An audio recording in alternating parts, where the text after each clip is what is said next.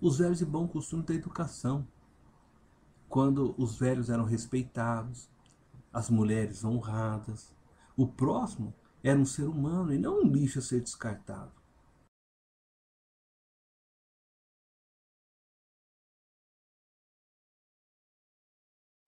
Os velhos e bons costumes da lisura, quando o nome ou sobrenome era uma honra a ser defendida.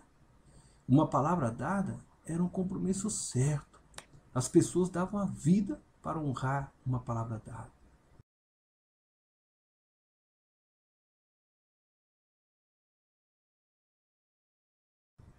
Os velhos e bons costumes da ética, quando o compromisso com a verdade e com a integridade valia mais do que os ganhos materiais. Quando a palavra malandro não era sinônimo de esperto, mas de mau caráter.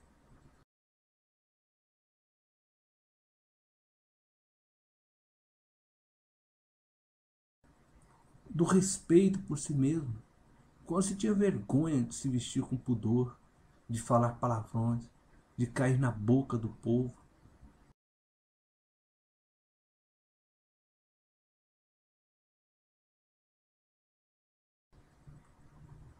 Precisamos resgatar os velhos e bons costumes da família, quando essa palavra significava simplesmente a união de um homem e uma mulher. E sendo que essa união era muitas vezes acrescida pelos filhos. Né? A família traduzia a existência de um lar, um lugar seguro, composta pela figura masculina de um pai, pela figura feminina de uma mãe e de seus filhos. Hoje família pode representar uma diversidade de variedades de uniões.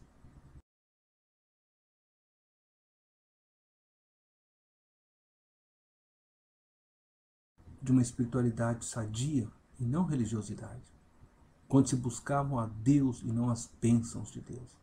Quando se adorava a Deus e não os bens que Deus pode dar aos homens. Quando se liam a Bíblia com o entendimento que ela é a palavra de Deus e não a usavam como um amuleto de sorte. Quando obedeciam a palavra de Deus e não a manipulavam para defender os seus interesses.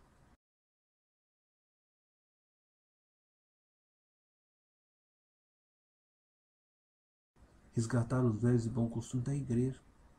Quando essa palavra, ela significava antes um lugar de encontro de cristãos para fortalecimento de sua fé, para adoração ao Senhor Jesus Cristo, para aprender sobre a vontade de Deus, e não um local de negócios, de venda de produtos celestiais, de práticas religiosas vazias, de uma espiritualidade sem conteúdo.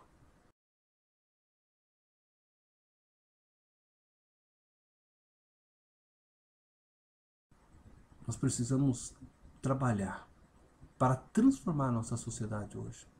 E eu acredito que o caminho não é inventar novos padrões de vida ou aceitar aquilo que a sociedade deseja que aceitemos.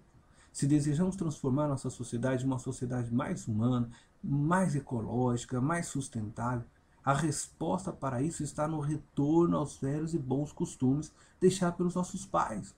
Precisamos olhar na história e ver como sociedades que se encontravam numa espiritualidade rasa, dominada pelo medo, pelo misticismo, com suas células familiares enfraquecidas devido ao domínio dos poderosos, agiram para reverter a situação.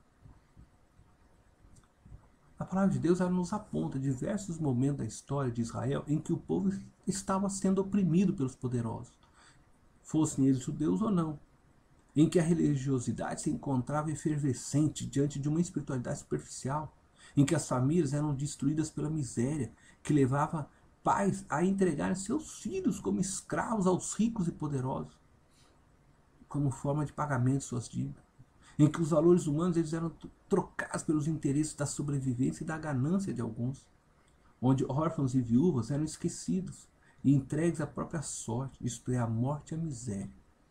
Dentro da nação de Israel houve vários momentos assim.